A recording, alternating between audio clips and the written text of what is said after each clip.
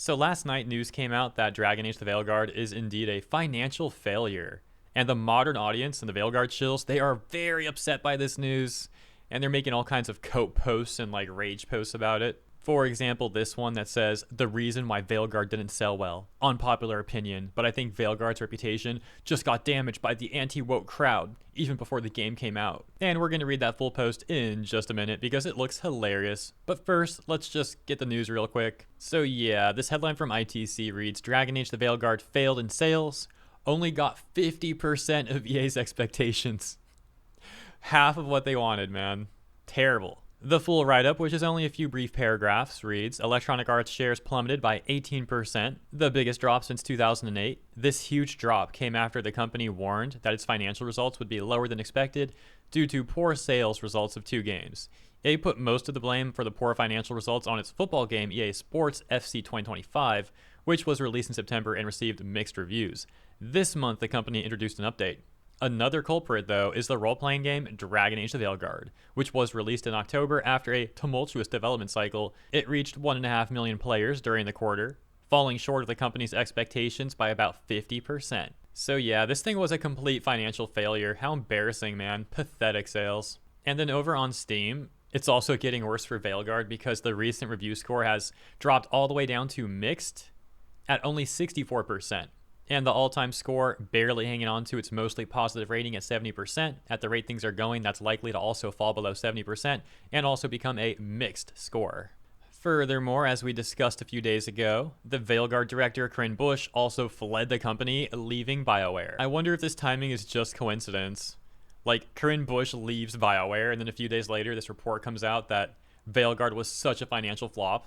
Of course, there's also a lot of speculation that Bush was kind of forced out over this whole disaster too, but make of all that speculation what you will. Alright, with that context, that takes us back over to the subreddit for Dragon Age the Veilguard, and this recent top post over there from only 17 hours ago that reads, the reason why Veilguard didn't sell well. Once again from the top, unpopular opinion, but I think Veilguard's reputation just got damaged by the anti-woke crowd even before the game came out. If you go to YouTube and search for Veilguard, you'll see vast majority of the content being created for this game is by drama queens who farm hate from every progressive media. Wow, that is some very politically obsessed phrasing right there. It's pretty telling that they don't even view Veilguard first and foremost as a video game. No, what they view it as first, like the first thing about it, oh, this is just progressive media. Their Veilguard videos are getting the most views and likes. When a potential customer sees this negative environment online, their first thought would be, maybe this game isn't worth buying. Yeah, so that's a good thing. Why would you want potential customers to waste their money on a game they probably won't even enjoy? Some like AAA, HR in the room, modern audience slop. It's hilarious how they're phrasing this as if the critics of Veilguard are in the wrong, when in reality they're just making us all sound based. I especially love how they're trying to act like they're some like progressive individual, and yet the reality of what they're explaining here is that gamers have caused a massive corrupt corporation to lose a bunch of money. And they're upset at that. These sort of people always LARP as if they're like revolutionaries, but they're the biggest corpo defenders out there. They also never seem to realize that. It's a complete lack of self-awareness. And returning to the post, they say, people always say stuff like this doesn't affect sales much, but I really do think it's having an effect. Especially in recent years, where hating on progressive games, movies, and TV shows has become such a popular thing to do. Like I basically said earlier, this is such a pathetic way of acting, where they see a corporation pandering to their political views, and then they're instantly compelled to eat that slop right up, no matter how terrible the underlying media itself is. A top response to the OP reading, not an unpopular opinion on this sub, I don't think, more so on the main Dragon Age sub. Quick side note, because I know we interrupted this whole post thing quite a lot, but the OP did have that introduction where they said unpopular opinion, right? So that's what they're referring to there. Continuing. This person says, and I agree with you, the clicks culture on YouTube is a pervasive rot. Top response to that saying, main Dragon Age sub has been infected with bigots for months now. And then this response says, wish the mods there would remove any post that remotely has bigoted dog whistles. I can't even read this seriously, bro.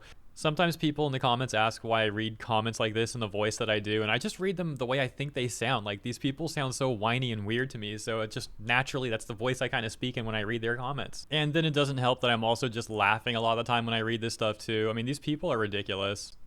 So let me try this again. It says, Wish the mods there would remove any post that remotely has bigoted dog whistles. The Avowed sub has done a good job with that, so the Dragon Age sub shouldn't have much trouble doing the same thing. Oh my gosh, man. Literally advocating for the other subs to be censored the same way the Veilguard sub is and the Avowed subreddit. And they're like applauding that. For the record, obviously what this person is referring to as a bigoted dog whistle is things as simple as like criticizing BioWare in this context or criticizing Tosh. Like if you were to say you think Tosh is not written well, they would refer to you as an instant bigot. They would want you banned from the subreddits. You know how it is. And then there's this top post from today, from only 2 hours ago, that says, addressing the anti-woke crowd. I wonder if they realize how much their indiscriminate negativity and dogpiling lessens their power as consumers. I love how one of the top posts blames the quote-unquote anti-woke crowd for ruining Veilguard's reputation and causing it low sales or whatever. And then this one's like, the anti-woke crowd are losing their power as consumers. Veilguard could have launched with an all-white, all-straight male cast and it would still have problems.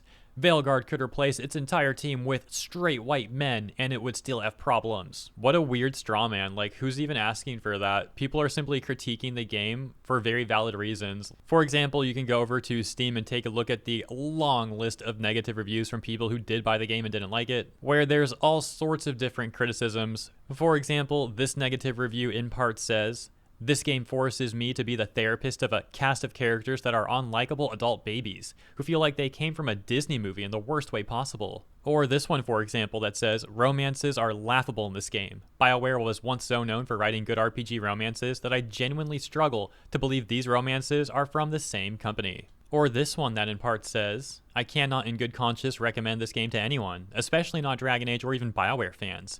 I'm shocked that the most prevalent criticism of Veilguard is not the abandonment of the world state import. And the reason I keep saying in part while I read these sections of these reviews is because these people wrote like mini essays. In other words, I'm reading a tiny fraction of these full negative reviews.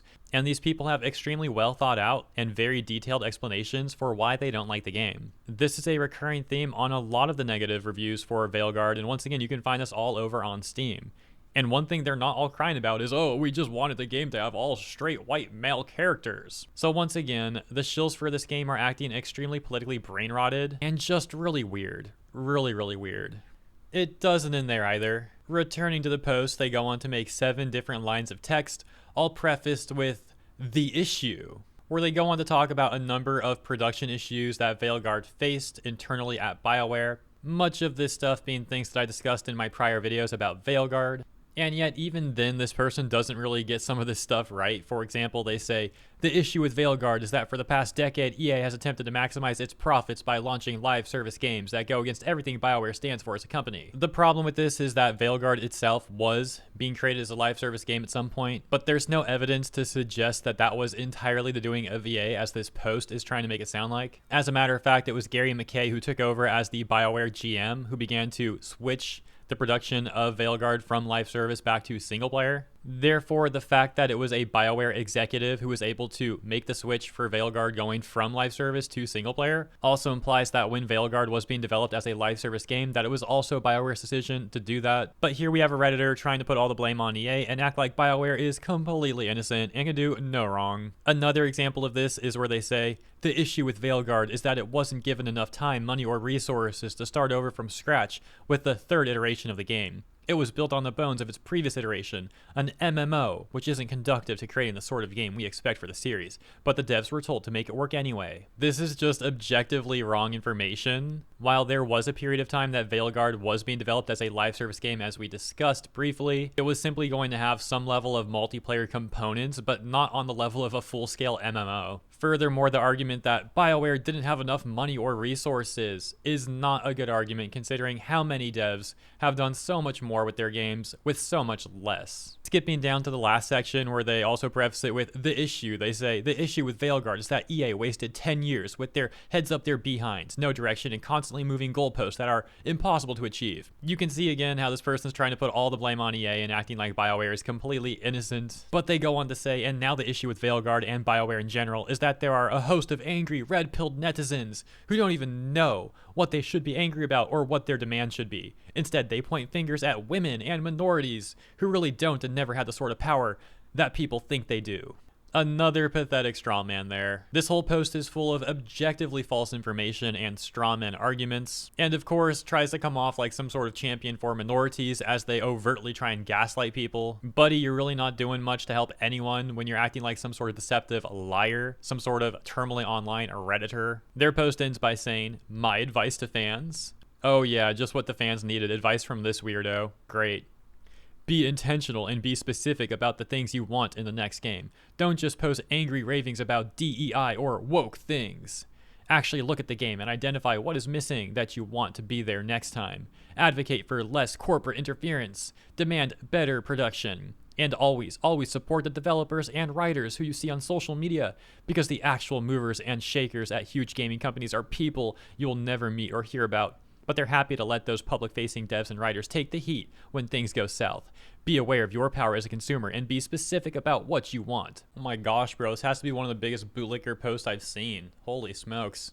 I wouldn't be surprised if this person was internally working at BioWare or something. At the same time, we've seen how plenty of these sort of modern audience types of people are just like this by default anyways. We'll take a look at the top response from just 1 hour ago, and then we're going to wrap it up there because that's enough brain rot. But let's take a look at this. It says, as much as I appreciate the sentiment, I find this to be preaching to the choir a little bit. I think the people who are subscribed here have no illusion about why Veilguard has the shortcomings that it does. Another thing is we need to stop reasoning with the anti-woke people, because they don't ever start or enter a conversation with reason. Spreading misery online is their only chance at being seen or heard in their lives, so any engagement, even if you unequivocally dunk on them, is giving them what they want. They don't like Dragon Age, they don't like games, they don't like anything really. They only engage because they see someone enjoying something and they can't have that. It's truly ironic how this person talks about seeing things with objective reason, as they simultaneously act like a post with objectively false information is the truth, and then acting like people who criticize Dragon Age the Veilguard just don't like video games at all, and don't like anything. What an insane thing to say. And of course, equally as insane is their whole thing about like, these people have never been seen or heard in their lives. They just want to spread misery and can't let anyone enjoy anything. You know, all that really weird stuff they said. So yeah, that's definitely enough brain rot. I'm going to leave it there. The point of all this is to say that based on today's news, it is now officially confirmed that Veilguard is a financial failure. And as you can see, the modern audience types are freaking out and becoming crazier than ever, like going full aggro rabid mode. So yeah, let me know what you think about all that stuff. Thank you so much for tuning in. If you enjoyed my coverage, please consider liking and or subscribing. I appreciate your support, and I look forward to seeing you in the next one.